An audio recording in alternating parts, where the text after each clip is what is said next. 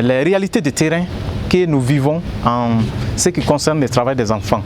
Alors, amener maintenant les départements ministériels en charge de la protection de l'enfant et de la promotion de l'enfant à nous accompagner davantage pour mieux éradiquer ces phénomènes sur le terrain.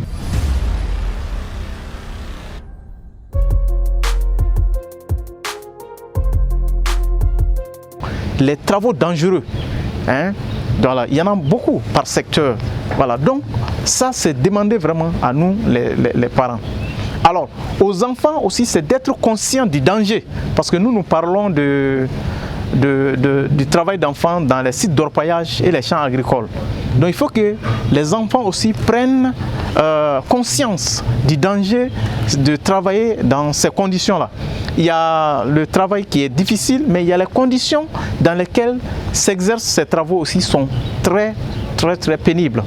Voilà, donc ça est là. Sur les sites d'orpaillage, par exemple, vous pouvez voir les problèmes de santé liés aux produits toxiques comme les cyanures, le mercure qu'on utilise sur les sites. Alors, les pesticides dans les champs. Alors, les enfants sont exposés. Donc, il faut aussi que les enfants soient un peu conscientisés. Et nous, les parents, de veiller, de les protéger. C'est à notre rôle de les protéger d'abord. Leur conscientisation vient après. Donc, quand nous, on les protège, cela est mieux. Donc, c'est la protection de façon globale, c'est l'affaire de l'État. C'est l'affaire de l'État, dont nous accompagnons les efforts de l'État.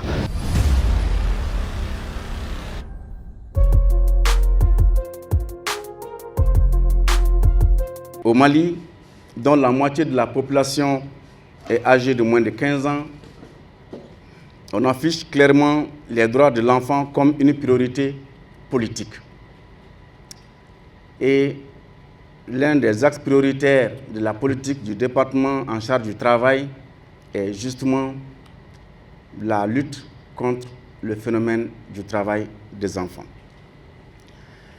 Cependant, beaucoup reste à faire pour réaliser pleinement les droits de l'enfant, notamment l'amélioration de l'accès à la santé, l'éducation, la réduction de la pauvreté et le phénomène du travail des enfants en tant que tel.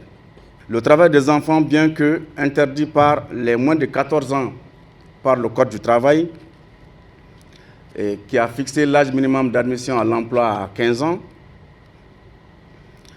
de même que les travaux difficiles ou dangereux pour les moins de 18 ans environ, un enfant sur 3 est obligé de travailler au Mali, souvent dans des conditions très difficiles. La majorité de ces enfants travaillent comme aides ménagères ou dans l'agriculture. Certains jeunes travaillent également dans l'orpaillage, s'exposant particulièrement aux dangers et aux maladies ou blessures liées au travail. De nombreux enfants n'arrivent pas à mener leur scolarité en parallèle avec le travail et abandonnent par conséquent l'école. Malgré les accords internationaux et régionaux signés par le Mali, le trafic et la traite d'enfants restent une véritable problématique. Des milliers d'enfants maliens sont vendus et exploités dans des champs de coton, de café et de cacao dans certains pays voisins.